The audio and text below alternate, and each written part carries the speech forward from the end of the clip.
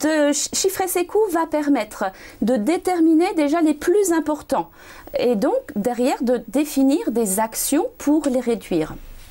Ensuite, ils vont permettre aussi de suivre les progrès en mesurant les gains au fil du temps, les coûts de non-qualité externes, c'est-à-dire ceux générés par des défauts qui sont détectés chez vos clients.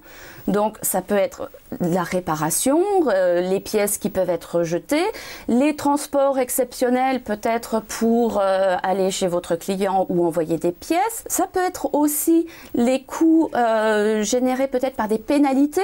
Le deuxième type de coûts ça va être le même principe mais pour des défauts que vous détectez en interne. Le traitement curatif est le rôle de la production, de se remettre, si je peux m'exprimer ainsi, dans les clous, immédiatement. Le traitement correctif, c'est une prise de recul par rapport aux soucis rencontrés. Le traitement curatif, comme je l'ai dit tout à l'heure, c'est l'action que l'on va mener immédiatement à l'apparition du défaut pour soit remettre la pièce en conformité, c'est ce qu'on en appelle la retouche, soit remettre le processus en conformité, par exemple régler la machine. Donc action immédiate qui agit sur les effets néfastes du problème. Le traitement correctif, lui, intervient nettement après que l'on ait analysé les causes et va s'attacher, lui, à éliminer les causes qui ont généré le problème. Pour faire simple, curatif, effet, correctif, cause, préventif, risque. Lorsque vous recevez un produit non conforme, vous pouvez avoir les impacts suivants. Une perturbation de votre fabrication. Le deuxième impact peut être chez votre client directement. On parle de défauts traversants. Ces non-conformités génèrent des coûts. Dès le début, pensez à aborder la question de la qualité des produits. Quels sont les contrôles qu'ils réalisent?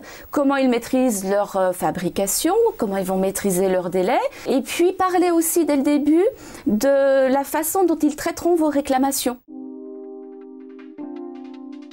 La qualité a considérablement évolué ces dernières années et qu'aujourd'hui il existe une multitude de solutions qui sont disponibles pour des TPE pour s'engager dans des démarches qualité. La première question à se poser, c'est pourquoi je veux engager une démarche qualité? Quels sont mes objectifs? Et à partir de ces objectifs, il faudra choisir le bon outil. Je pense qu'il ne faut pas se tromper d'enjeu. C'est pourquoi j'engage une démarche qualité, j'attends quoi d'une démarche qualité? Toutes les entreprises ont déjà une organisation, une structure, et peuvent souhaiter mettre en place, orienter leur organisation vers le client. Et dans ce cadre, ils vont devoir se structurer, s'organiser pour mettre en place une démarche qu'on appelle démarche qualité. Alors, effectivement, il y a des grandes étapes de cette gestion de projet. La première, ça va être une étape de réflexion.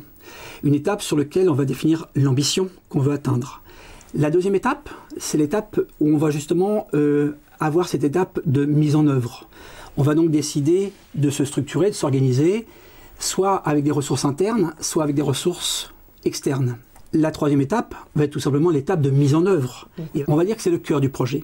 Il va falloir donc définir quelle est l'organisation.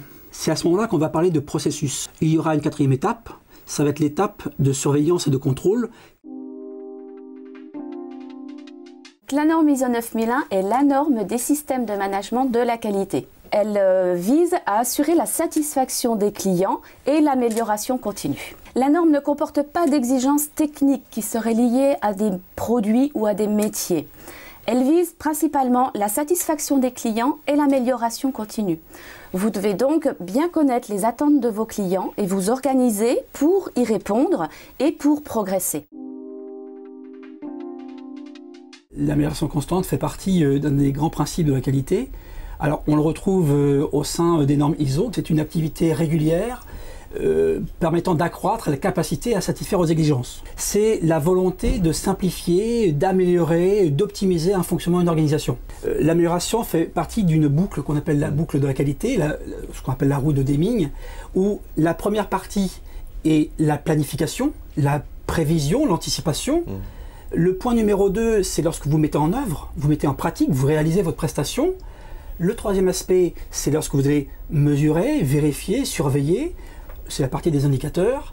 Et tous ces trois aspects-là arrivent à la quatrième partie qui est la notion d'amélioration. La qualité est transverse, donc elle touche tout le monde. La formation des équipes doit tout d'abord mettre le client au centre de leur action et de l'organisation de l'entreprise. Il y a un objectif culturel et un objectif technique.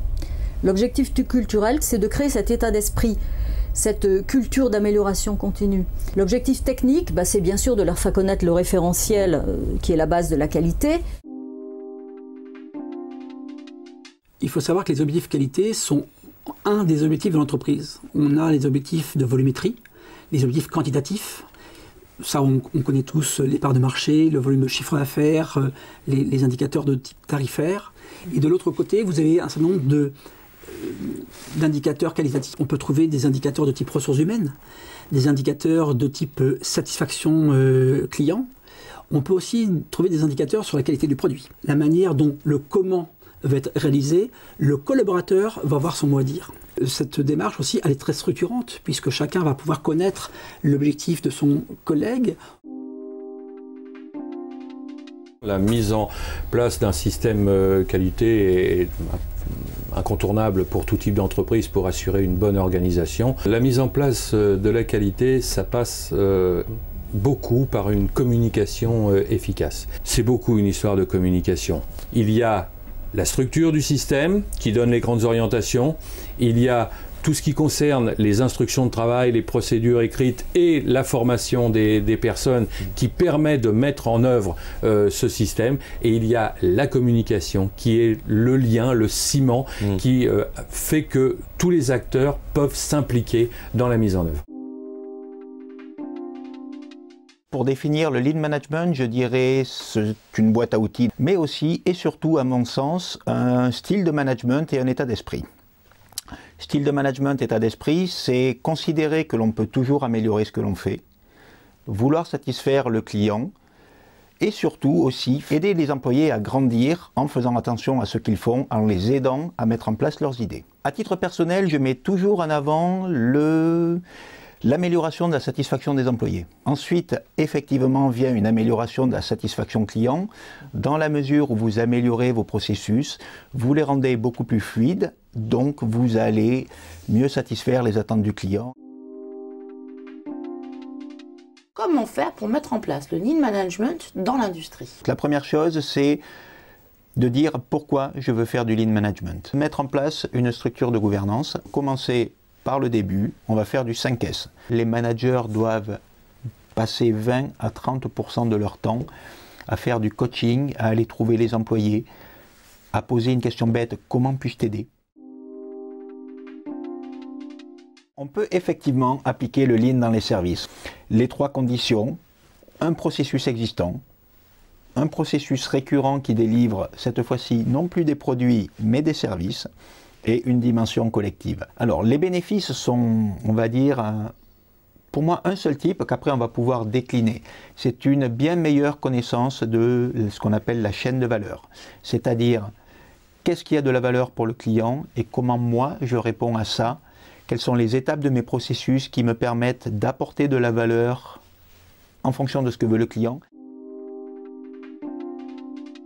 Alors les 5S, c'est une méthode d'organisation du lieu de travail qui vise à en améliorer l'efficacité et aussi le bien-être des travailleurs.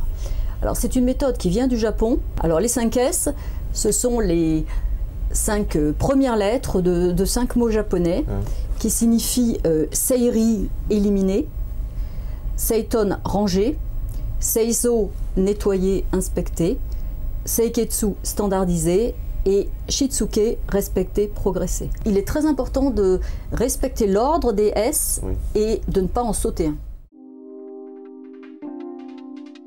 La satisfaction des salariés est quelque chose qui n'a pas forcément été très approfondi dans les démarches jusqu'à présent. Les référentiels qualité contiennent des éléments de ce qu'on appelle aujourd'hui qualité de vie au travail. Quand on parle de formation, de compétences, d'implication des salariés, chacun doit pouvoir donner son avis, et pour que la démarche globale fonctionne, il faut, enfin à mon sens, il convient aussi que chacun y trouve son intérêt.